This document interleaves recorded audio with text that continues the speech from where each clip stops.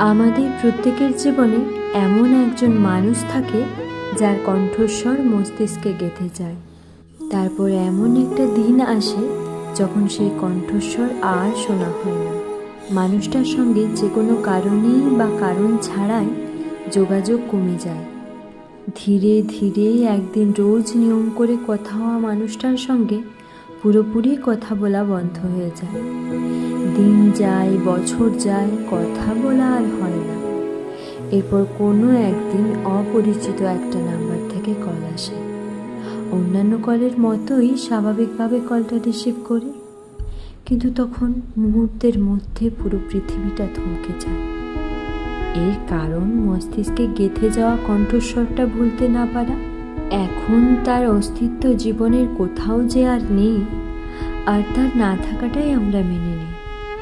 অথচ সেই একটা কণ্ঠস্বর সব এলোমেলো করে দেয়।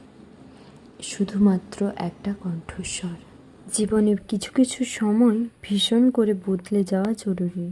আপনার বদলে যাওয়া উপস্থিতি যেন মানুষকে ভাবায়। বিশ্বাস করুন, কিছু বদলে যাওয়া মানুষের কল্যাণ নিহিত। জীবনের সুন্দর মুহূর্তগুলো কারোর জন্য বিষাদে না ভরুক, কারোর যত্নের আশায় আপনার অপেক্ষা তৈরি না হোক। মানুষ বুঝুক মানুষের বদলে যাওয়া কতটা ভয়ঙ্কর সুন্দর ছিল।